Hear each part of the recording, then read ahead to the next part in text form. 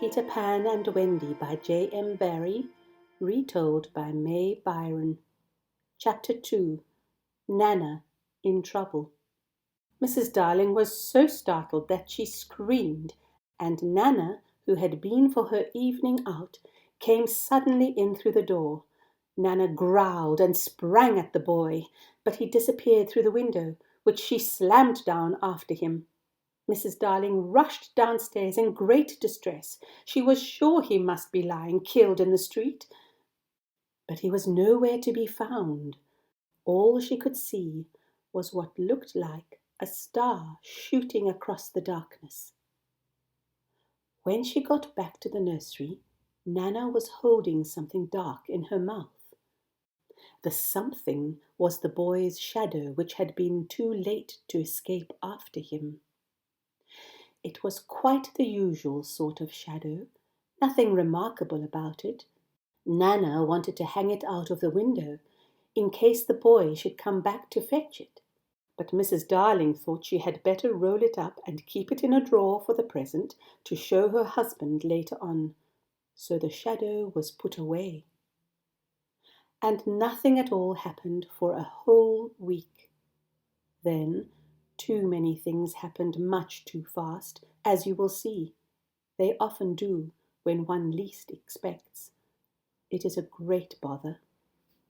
A week later, on a Friday evening, Mr. and Mrs. Darling were dressing to go out to dinner with friends, and Nana was to be left in charge of the children.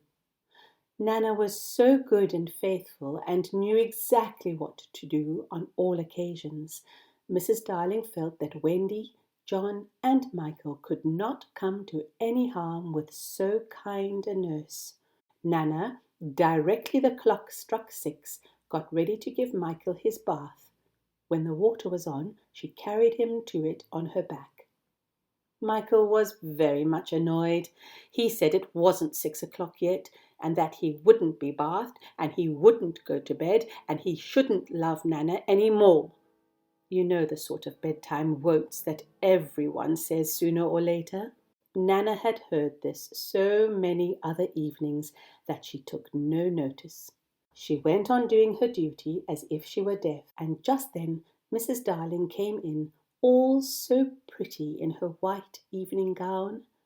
Wendy and John, who were playing at being father and mother, stopped playing to look at her, and Michael jumped out of his bath in a hurry, lest she should perhaps not notice him there. At this moment, Mr. Darling rushed in, frightfully excited, waving his evening tie. He was a very clever man at most things, but when it came to tying a tie, he was as weak as water gruel.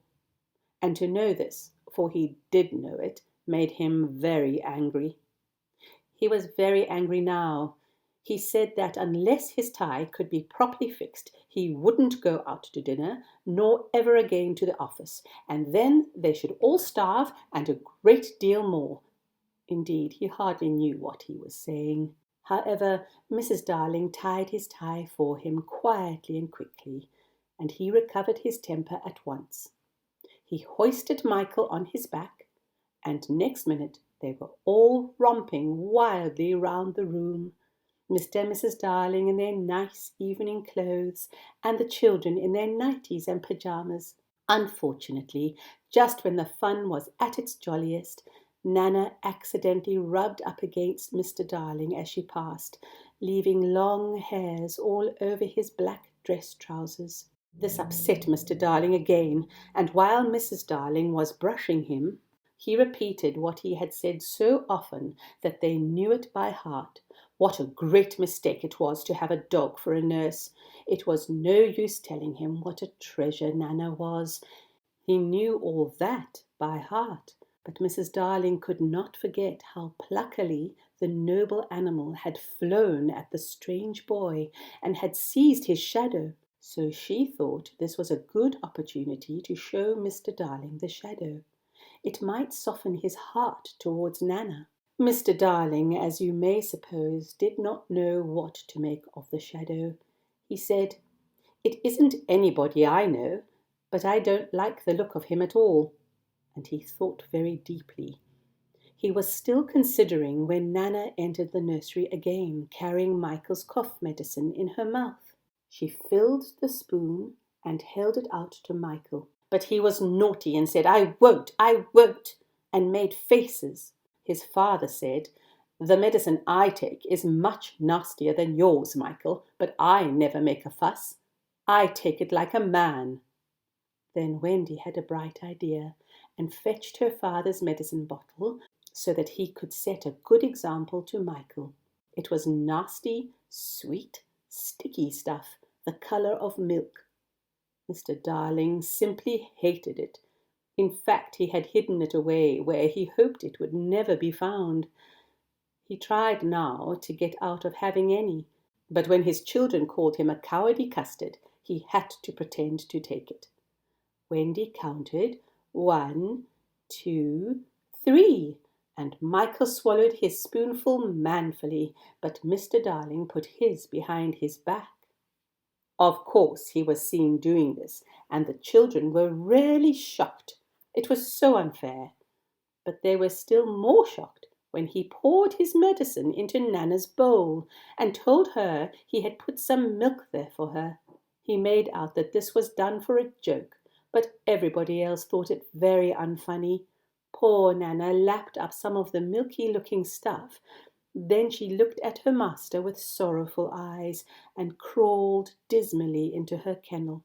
Mr. Darling roared with laughter, but the others wanted to cry, and he suddenly became angry for the 4th time that evening, and declared he wouldn't have that dog in the nursery for an hour longer.